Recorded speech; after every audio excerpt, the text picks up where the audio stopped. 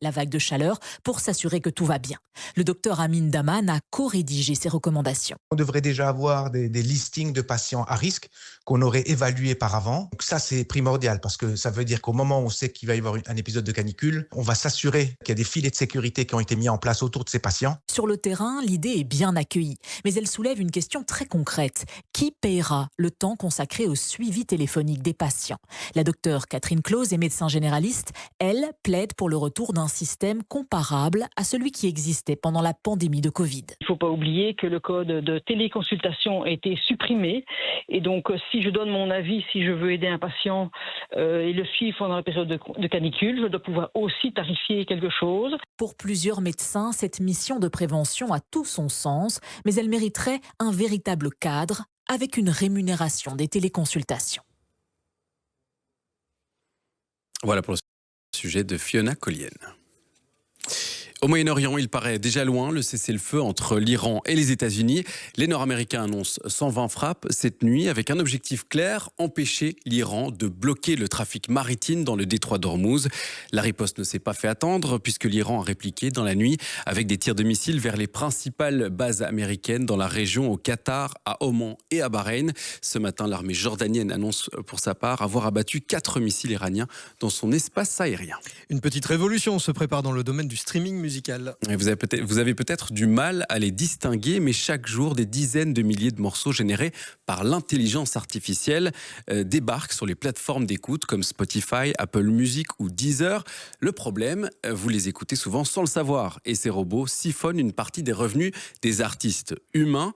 Fiona Collienne, pour stopper cette dérive et protéger les droits d'auteur, l'industrie musicale veut imposer 2 nouveaux labels de transparence. Vous ne l'avez peut-être pas remarqué, mais cette chanson est née d'une intelligence artificielle. Et demain, vous pourriez le savoir immédiatement.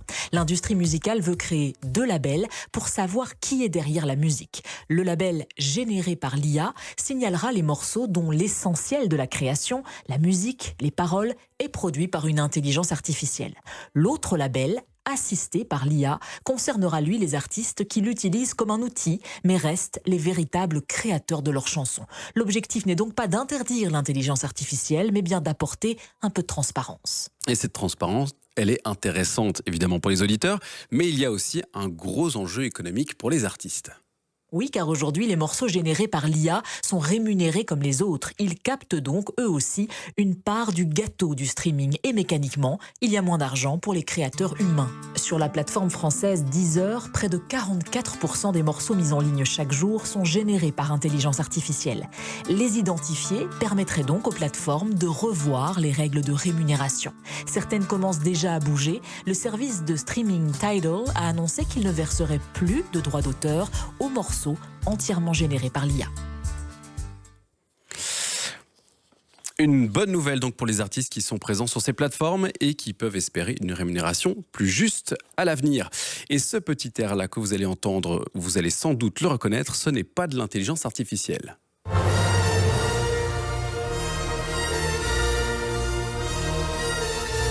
Alors ça vous a peut-être ramené en enfance, c'est le thème de la saga Jurassic Park. Si on l'écoute ce matin, c'est parce que l'une de ses grandes figures nous a quittés, vient de nous quitter. L'acteur Sam Neill, qui incarnait le paléontologue Alan Grant, personnage principal du film, est décédé à l'âge de 78 ans en Australie. Voilà pour ces infos. Et on prend tout de suite la direction des routes avec vous, Denis Lagasse. Il y a un accident sur le 411. Oui, exactement, qui est survenu il y a quelques instants, quelques petites minutes. C'est à hauteur de Jesus Eck. C'est vers Bruxelles et des files forcément se forment. Si vous passez par là, il faut faire preuve de patience. Actuellement, 10 minutes de perdu. Et puis également du côté du rail, il y a des retards et des suppressions entre Ottigny et Charleroi.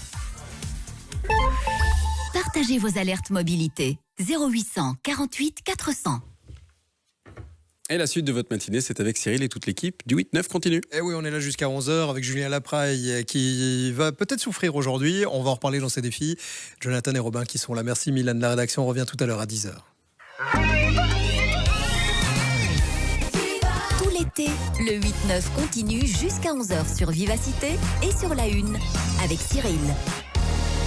J'espère que tout le monde va bien ce matin, qu'on s'est remis de cette défaite des Diables Rouges au Mondial. Robin, vous avez passé le cap. C'est dur, hein. Moi tout le week-end j'ai été quand même un peu serré quoi. Mais on va se rattraper, il y a la Nations League qui arrive bientôt, on va faire mieux. Ouais, mais ils veulent pas tous participer à la Nations League, donc c'est pas pareil. On doit se refonder, il y a des nouveaux joueurs, il y a des petits jeunes, moi j'y crois franchement. Il y a un homme qui sourit autour de cette table. Ah c'est vrai? Ouais. Il a mis c'est vrai que pour le résultat, il a mis son petit foulard rouge. Non, je vous Il jure que soutient ça n'a rien à voir. l'Espagne.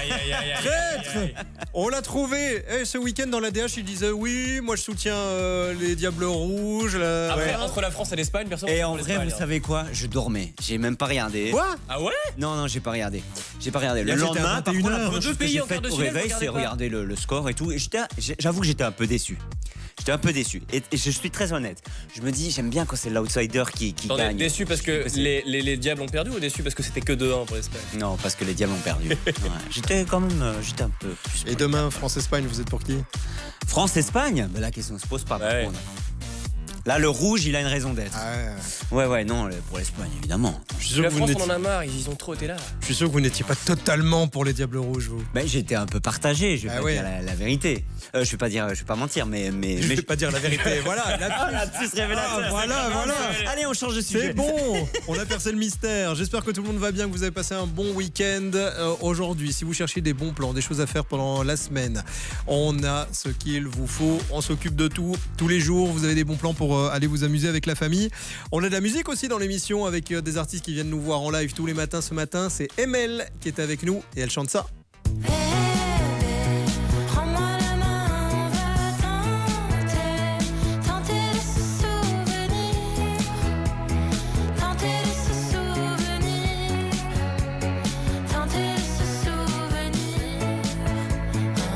C'est sur son album Tout bas qui est dispo et elle sera sur scène le 6 septembre. Solidarité à Namur est déjà en live ce matin dans le 8-9 continue. Là à 9h13, voici l'image du jour. Le 8-9 continue. Vous connaissez Pitbull? Cet homme-là est dans l'actualité. Qu'est-ce qui se passe avec Pitbull? Bah écoutez, Pitbull, à la base on le connaît depuis les années 2000, mais il est revenu il y a quelques années. Alors, pour sa musique, oui, mais surtout pour son look et son crâne chauve, Mr. Worldwide. Il y a quelques temps, c'était devenu une trend sur les réseaux sociaux où on s'habillait tous avec des crânes chauves, si vous voulez, pour aller voir son concert. Et ce week-end, il a battu un record, les amis, pas n'importe quel record. C'est celui du plus grand rassemblement de faux crânes chauves dans un concert. C'était une idée d'un animateur radio, en fait, de la BBC, qui s'est dit on va organiser ça. Et ils l'ont fait à Hyde Park, au plein centre de Londres. Alors, ça a même été homologué par le fameux Guinness Book des records. Il fallait 2000 pour battre le record. Et devinez combien ils étaient? Au moins 2000. Ils étaient 22 000. 22 000 crânes chauves. Ah ouais, d'accord. Ah non, mais c'était complètement incroyable. Ils avaient même des drones pour pouvoir compter avec de l'IA. Enfin, c'était une technologie de dingue. Et moi, je pense que ça donne quand même une leçon, parce qu'on dit toujours que la calvitie, c'est une fatalité. Eh bien non, c'est un phénomène qui rassemble, Cyril. Et ça, c'est beau. Moi, j'ai une pensée pour tous ces gens qui ont rajouté quelque chose sur leur tête alors qu'il avait déjà rien. Ouais, alors qu'il fait chaud. Parce que sinon, c'est plutôt un avantage, ça aère un peu plus. Bah écoutez, il fallait attendre les pompiers, quoi. Avec les lances à incendie, on enlève le crâne et puis on le remet. Hop, ça fait crâne mouillé. Mais donc, record du monde battu ce week-end. Record du monde battu, ouais, depuis Londres. Et sinon, au niveau musical, finalement... Mais au niveau musical, il n'a pas trop changé. C'est toujours ce rappeur qui fait des feats incroyables avec les plus grandes stars de la planète, et ça fait danser même en boîte depuis 20 ans. Il avait fait un titre avec Jennifer Lopez, vous vous souvenez? Ouais, il a fait revenir Jennifer Lopez au devant de la scène. Ça fait longtemps qu'elle faisait flop, et lui, il l'a quand même il est fort. Presque ressuscité. Et donc, si vous demandez qui est Pitbull, c'est le monsieur qui crie généralement sur les chansons. You know I want you. Ouais, voilà. Merci Robin, c'est l'image du jour. Il est 9h15 dans un instant. On se connecte avec Julien Lapraille. On lui annonce son premier défi de la matinée. Il est à Villers-la-Ville aujourd'hui. Que va-t-il faire là-bas? La réponse après Mylène Farmer. C'est à qui le tour? C'est ce qu'on écoute dans quelques secondes sur Viva.